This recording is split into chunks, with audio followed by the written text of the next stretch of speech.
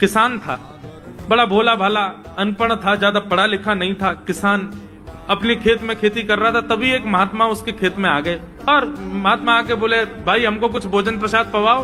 किसान बोला, अरे महात्मा आए भैया, इनको प्रणाम करो। किसान ने उनको प्रणाम किया, प्रणाम करके महाराज को भोजन प्रसाद पवाया।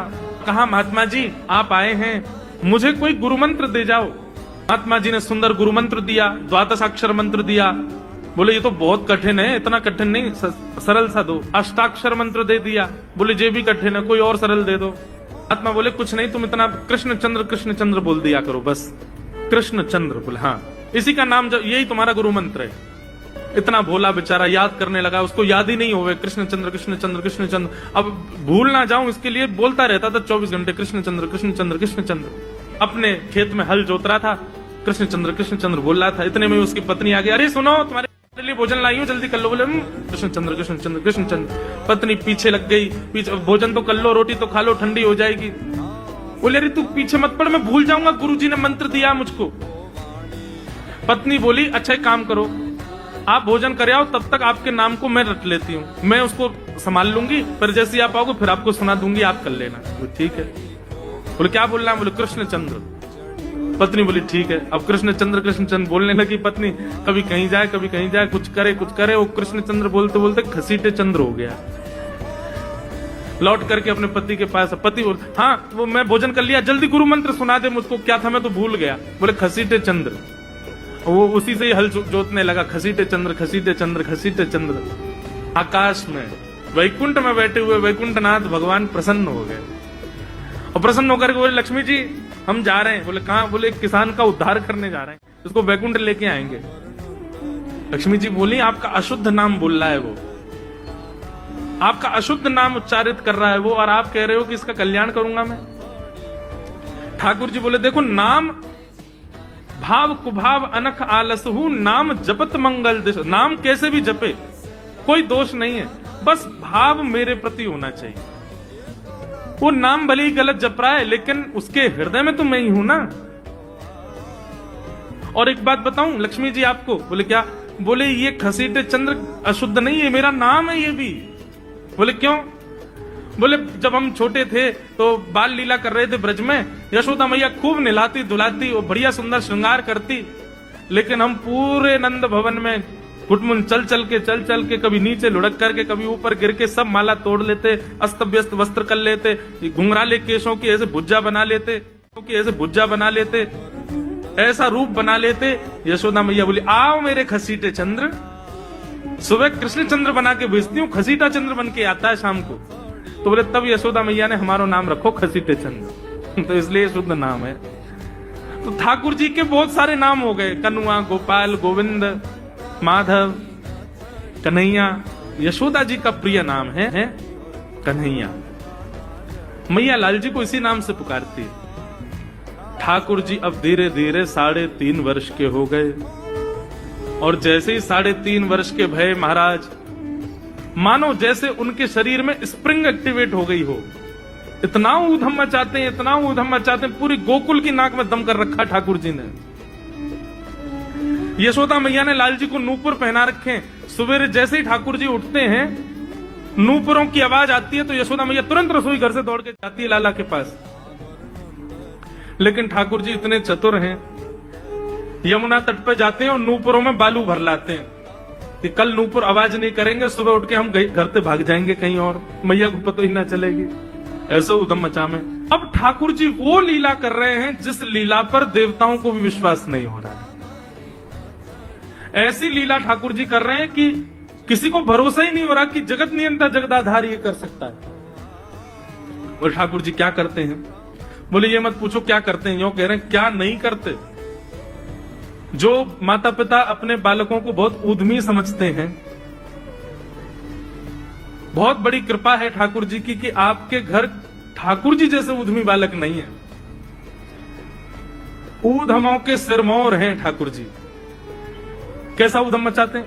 सवेरे तैयार होते हैं, सबसे पहले गैयाओं के पास जाते हैं। मैया केवे लाला नहा धो के सबसे पहले गैयान को प्रणाम करवे जा, गैयान को स्पर्श कर फिर कछु करियो।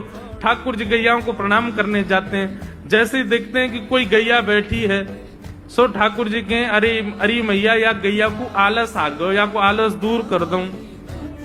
सो बैठी हुई गैया के ठाकुर जी सींग पकड़ लेते हैं और सींग पकड़ करके अपनी ओर खींचते हैं, दूसरी तरफ से सींग बलराम जी पकड़ लेते हैं। अब ऐसे सींग पकड़ करके ऐसे ऐसे गैया के सींग हिलाते हैं। अब बैठी रहती गैया थोड़ी देर तो कोई बात नहीं, जैसे जोर जोर से हिलाना प्रारंभ करते हैं सोई गैया खड़ी हो जाती है, और जैसे गैया खड़ी होती ठाकुर जी लटक जाते हैं सींगों से।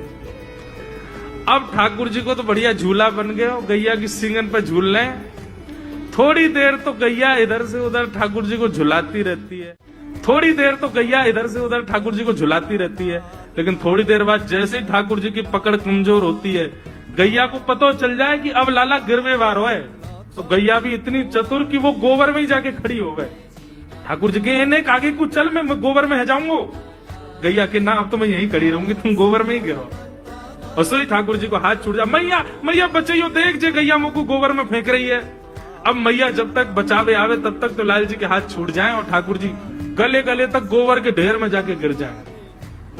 फिर यशोदा मैया निकाले, कितनों सजाए लो कितनों धर, ए लाला तू वैसे ही कारो, ऊपर से मैं तो को बढ़िया सुंदर बना के रखूं, लेकिन तू घूम फिर के गोबर में ही आके क्यों खेले? मोकू तो लगे तू पूर्व जन्म को सूकर दिखे। ठाकुर जी मंद मंद मुस्कुरा रहे, हाँ मैया जे बड़ा भगवान को अवतार भयो ना, जाने पृथ्वी की रक्षा करी हिरण्याक्ष से। मैया बोली हाँ वो मैं ही तो हतो, मैं जय जय हूं मैया, वो बड़ा भगवान ही जय जय, वही जय जय तेरे यहाँ लाला बन के आयो है। यशोदा मैया के बातन ने मत बनाए कर, नेक नेक बड़ो है क्यों, बोलो सीखो, ऐसी बात बनावे, जय जय बोले अपने आप, नावे धोवे है ना, मुंह पहुंचे ना, मैं जय जय हूं। ऐसी मधुर लीला ठाकुर जी कर रहे हैं। आकाश में 33 कोटि देवता ये लीला देख करके अपने नेत्रों पर विश्वास नहीं कर रहे। ऐसे मधुर ठाकुर जी। एक दिन नंद भवन में गैया ब्याह गई। जैसे ही गैया ब्याई, ठाकुर जी जैसे गैया ब्याती है तो ठाकुर जी वहीं खड़े हो जाते हैं। और बंधुओं शास्त्रों में आज्ञा है कि गाय जब ब्याह रही हो,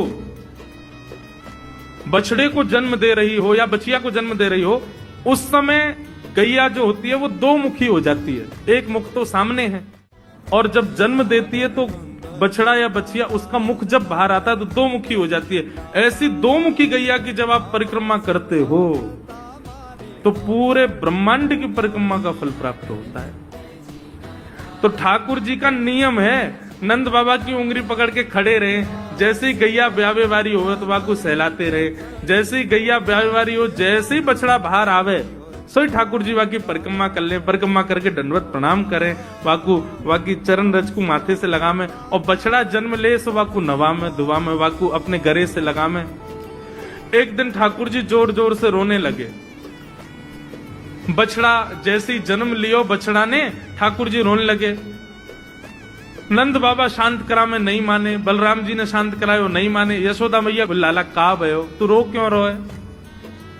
बोले मैया मेरे संग बहुत बुरा भयो। यशोदा मैया बोली कहा भयो?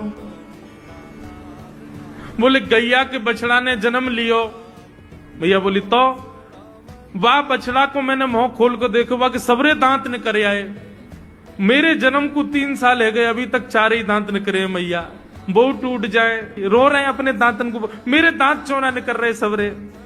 बाप बछड़ा के जन्म लेती सबरे दांत आ गए, मेरे दांत चौने ही आ रहे हैं।